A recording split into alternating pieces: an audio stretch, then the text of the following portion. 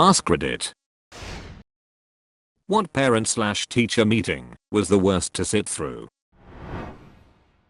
When I was student teaching, my mentor teacher was accused of failing a girl because she was black. The girl herself never said anything about it, but her parents sure did. When it came time for a conference, everyone was there: the girl, her parents, the principal, a counselor, my mentor, and me. My mentor let the parents have their say, explain their reasoning, there wasn't much, and continue to accuse her of being racist. Once it was her turn to reply, my mentor reached into her bag and pulled out a family portrait.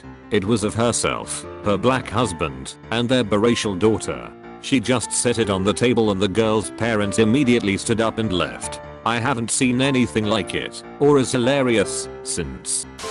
Had a student who was confirmed as being sexually abused by her stepfather. He was a convicted sexual offender on parole, who was living with the mother and 2 other children, when he was found to be raping his stepdaughter, and was immediately sent back to prison, and charged with rape.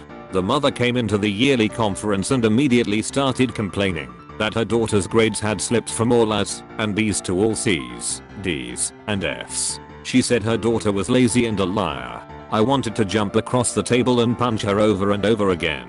The mother claimed, to the police, and again in court, that her daughter made it all up. The daughter only came forward when she discovered that her stepfather had started raping her 9-year-old sister. She had kept quiet until then because he threatened to rape the younger sister if the older daughter, aged 13, said anything. He started on her when she was 8. But the mother just kept harping on how her daughter was lazy and uncooperative. I've never wanted to harm another adult as much as I did this woman. I had a meeting with a student who was failing 10th grade English and her dad. He marches into my classroom and says, "I don't like my student's grade. What can you do to make this right?" Dude, this isn't a restaurant. I'm not going to comp your grade because you threw a fit. If your kid hasn't done her work or come to a single tutoring session, that's not my fault. Mine is a little different. No angry parents, just new. I was teaching grade 7 during my internship and was speaking to the parent of a high-needs student. Without going into too much detail, the girl we were speaking of had little to no long-term or working memory and limited ability to communicate needs and wants. Anyways, her mother was complaining to us about the bus driver and told us Anne had scabies last month, and I don't think he even bothered cleaning her seat on the bus. My partner teacher and I just stared at each other for a second. The mother hadn't informed the school about the kid having scabies. We hadn't cleaned her desk, the couches, or anything else. And I let this kid hug me every day. I took like 6 showers that night. I had a model student conference after 2 really tough conferences, so I was looking for a breath of fresh air and assumed his parents were as awesome as their child. I was wrong. They had decided to get a divorce right before conferences. They spent the entire conference arguing over who would have to take their child. More than once in my career I wanted to adopt a child, and this tops the list. I saw him a few years later, and he was the same confident, thoughtful, intelligent kid. This is not really the same topic, but a great one. One of my friend's parents got called in during high school. His son was accused of stealing and drawing really elaborate penises and putting them in high places that were hard to take down. The parent-teacher interview went like this. "So, your son is accused of stealing chicken sandwiches from the cafeteria." My son would never steal. And more importantly, because it's very distracting to the student body as a whole, he is accused drawing elaborate penises and putting them in very high places. We need to call the janitors to take them down. It takes about 2 to 3 periods. Okay, that sounds exactly like my son. I will talk to him about the penises. I have told this story in a similar thread, but it works for this one as well. My wife is an elementary school teacher and suspected that one of her students may be autistic. The kid wouldn't communicate well at all, had issues with using the bathroom, and showed other classic signs of autism. My wife had a conference with the mother and explained that she would like him to be evaluated, but the mother refused and said that if her son did have autism, my wife was the one who caused it. My wife has learned to handle those situations much differently now. Being accused of causing autism will do that. I had a mother come in on parent/teacher night with her daughter in tow. This isn't allowed, but a lot of parents do it. The girl is on an IEP, but I'd never had to offer her any accommodations or modifications. She was a terrific student with a 99 average. I told her mother as such, and said I would also like to see the girl speak up more and not be afraid of her voice. She was always volunteering in class, but when she spoke, she did so in a whisper. She was confident in her knowledge, but not confident in letting people hear her. The mother said, what can she improve? I laughed, but the mom looked very serious, so I just said, honestly, nothing really. She has a 99 average. There's not much to improve on. The mother said, I understand that, but what about everything else? How is her organization?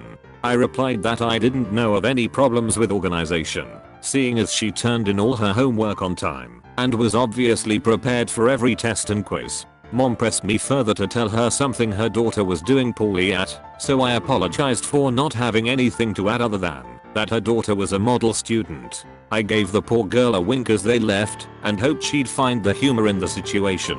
This doesn't sound like an awful conference experience.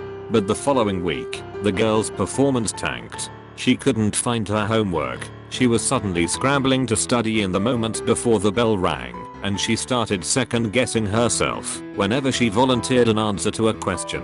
It was like hearing her mom's assumptions that something was going poorly completely psyched her out. She would never be good enough. It sucked. I have one for this. I'm a 7th and 8th grade teacher in Philadelphia. This young man's mom had gotten him identified as gifted when I taught him. He was failing multiple classes, refused to do any work, slept through classes, and took no responsibility. She came into conference, all the teachers are in the same room and parents circulate, ignored everyone except for 2 of us, interrupted an ongoing conference the math teacher was having to berate him for being a race traitor, and bringing down her son out of ignorance, came over to me, I'm the English teacher, and when I stood up and extended my hand, she just looked at it. She then looked me in the eye and told me, no, you're not even worth it. She turned around and started out of the room, cursing the staff to no one in particular. The Spanish teacher tried to talk to her and got cursed out, so the Spanish teacher called security to have her escorted out of the building. The mom then tried to use evasive maneuvers to avoid security, but was eventually caught and escorted out, told she was no longer welcome on our premises. She tried to sneak into the next conference, but was caught. Follow-up story. This was her middle child. Her oldest had already graduated from the school, K8, and her youngest was in 3rd grade. When the youngest was in 5th grade, they went on a trip to Canada, and she followed, against direct instruction from administration, in her own car, showed up at the place they were having dinner, where there wasn't a seat for her, so she sat at her own table, and ordered something for herself. She then tried to stay at the hotel, where the kids were staying, and when there wasn't an extra room, tried to go in where her kid was. When that, obviously, didn't work out to her expectations, she took her kid and drove back home that night. So, yeah, she sucked. When I was student teaching, I sat in on conferences with my cooperating teacher. One girl showed up to the conferences, dressed up nicer than I've ever seen her at school, sat up straight, and was smiling from ear to ear. It was really awkward when the main teacher told her parents she was reading below grade level, failing math, and had not passed a spelling test this quarter. Had the confidence and presence of a valedictorian, though. I was a first-year teacher and I have a very young face. When I go out with my sister, 5 years younger, I get carded and she doesn't. When you look like your students, you have to do whatever you can to maintain your position of authority in the class until you get well established in the school. So I try to dress in a very formal way to set myself apart from the students. When I went into my first parent-teacher conference, I was wearing a sweater that had a kind of fastener on the sleeves, and I had accidentally twisted it before I buttoned it. Not all that noticeable, but the mom I was conferencing with saw it. Before I could stop her, there was a rush of mothering, and "Oh here honey, let me fix that." She had my sleeve unbuttoned and rebuttoned correctly before I could even back up. Her kid was behind her with his head in his hands. He was super embarrassed, and I looked like a little kid whose mom had to help her get dressed. Not my finest hour, but actually a pretty funny one looking back on it.